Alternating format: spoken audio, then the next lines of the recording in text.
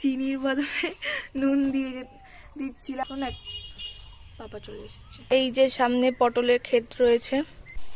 নমস্কার, মিষ্টিস ব্লগে তোমাদের সবাইকে স্বাগত জানাচ্ছি। আশা করি তোমরা সবাই ভালো আছো, সুস্থ আছো। আমরাও ভালো আছি। তো এখন এই 7:30 মতো বাজে, ঘুম থেকে উঠলাম। তো আজকে একদম রাতে ঠিক মতো ঘুমই হয়নি, ওই জন্য সকালবেলা ঘুম থেকে উঠতে লেট হয়ে গেছে। আমার মা তো অনেক সকালবেলা ঘুম থেকে উঠেছে। তো এখন আমি রান্নাঘরে এসেছি, চা করছি। মা একবার চা খাওয়া হয়ে গেছে। মা এখন প্রত্যেক দিন 2বার করেই চা খাচ্ছে। আগে একবার খাওয়া হয়েছে, আর আমি যখন চা করি ঘুম থেকে উঠে তখন একবার চা খাই। চিনি দিয়ে চায়ের জলটা ফুটিয়ে নিয়েছি। এবার অল্প করে একটু চা দিয়ে, মানে গ্যাসটা আমি অফ করে দিয়েছি, নাহলে কি হবে এই লিকার চাটা তিতো হয়ে যাবে। তো এবারে চা দিয়ে একটু নেড়ে নিয়ে আমি রেখে দেবো 2 মিনিট মতো। তারপরে এটা ছেঁকে নেবো, নাহলে এটা একদম তিতো হয়ে যাবে যদি তুমি চা দিয়ে এই জলটা ফোটাই। আবার চা করা হয়ে গেছে। আজকে আমি ঘুমের ঘোরের মধ্যে চা, মানে চিনির বদলে নুন দিয়ে দিচ্ছিলাম। তো মা বলছে তুই কি দিচ্ছিস রে?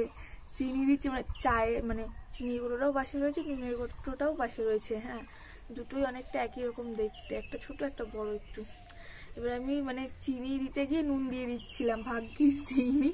তো মা এখন পাপা চলে এসছে। আগের ভিডিওটাই তোমরা দেখেছো, আমি ওটা কাটিও নি।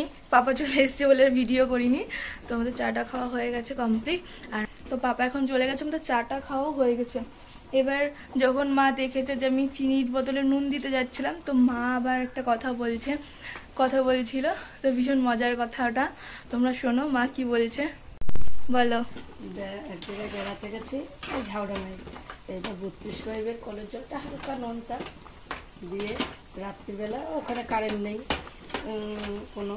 এবার তখন আমরা বেশ ছোটো, রাত্রিবেলা চা করেছে ওই 32 পাইপের কলের জল। এইবার চা খেতে গিয়ে সবাই বলছে চিনির বদলে নুন দিয়েছে অন্ধকারে। এইবার আমার ওই পিসুমণি বলছে যে না, নুন তো দিইনি, আমি চিনিই দিয়েছি। তো হচ্ছে না, তুমি অন্ধকারে নুন দিয়েছো। পিসির ছেলেরা বা পাশের বাড়ি একটা ছেলে ছিল, সবাই বলছে নুন, তুমি চিনির বদলে নুন দিয়েছো। এইবার পরে আবার দেখতে গেছে যে সত্যি চিনির বদলে নুন দিয়েছে নাকি। দেখছে যে না, চিনির বদলে তো নুন দিইনি, নুনের কোটো নটো চিনির কোটোই।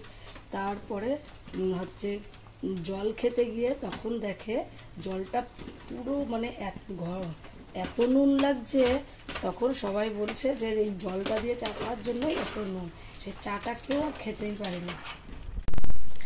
আর আমি চিনির বদলে নুনের কোটোটা খুলেছি, সবে দিতে যাব। আমি মানে অতটা দেখিনি, খেয়াল করিনি, আমি মানে জাস্ট খুলেছি দিতে যাব। তখন আমার মা বলেছে, নাহলে তাদের নুন চাই খাইয়ে দিতাম মাকে।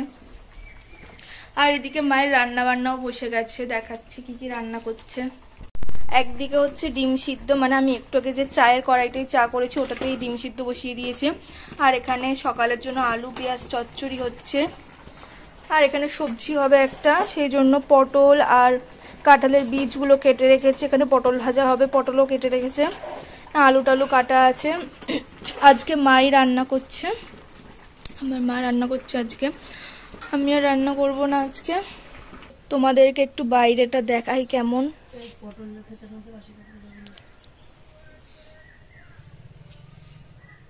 এই যে সামনে পটলের ক্ষেত রয়েছে। মামা সকালবেলা এসেছিল, এসে পটলের ফুল ছুঁয়ে গেছে। আর এখানে তো অনেক রকম সবজি গাছ আছে। পরে এক সময় ওই দিকটাতে তোমাদেরকে নিয়ে যাব, দেখাবো। আলো আমি চোখে দেখতে পাচ্ছি না। কালকে আর পটল তো ভাজা বাটিতে। এখন সকালবেলাতে আমরা পান্তা ভাত খাচ্ছি, মানে আমি খাচ্ছি পান্তা ভাত, আমার পান্তা ভাত খেতে খুব ভালো লাগে।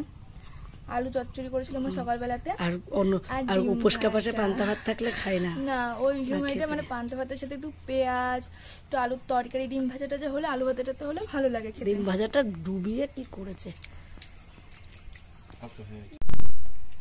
পান্তা ভাতটা আজকে যা ভালো লাগছে খেতে, আলুর তরকারি দিয়ে আর ডিম ভাজা দিয়ে, একটু হালকা হালকা টক টক হয়েছে বলে বেশি ভালো লাগছে অন্য দিনের থেকেও। তোর দেখাচ্ছে এত ভালো না, দেখ তোর উঠেছে কি, আর যদি না ওঠে তখন কি করবো বলে সেখানে।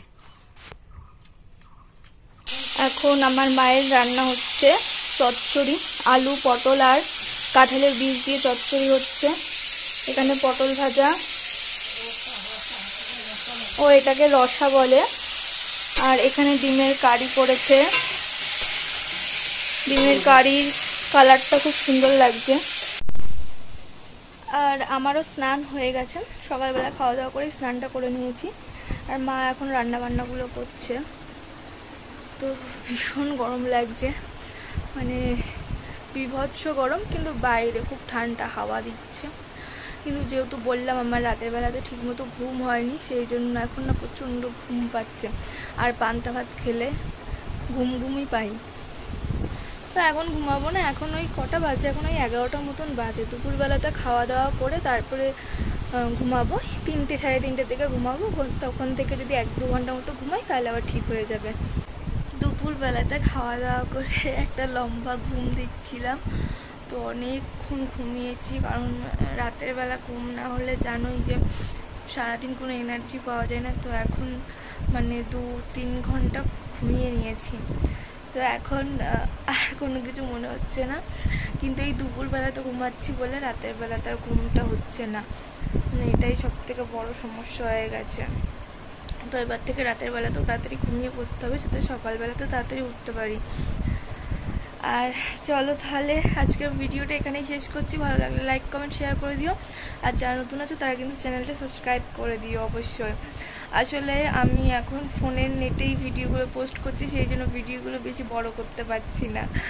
তো টাটা সবাইকে, আবার দেখা হবে অন্য একটা ভিডিওতে।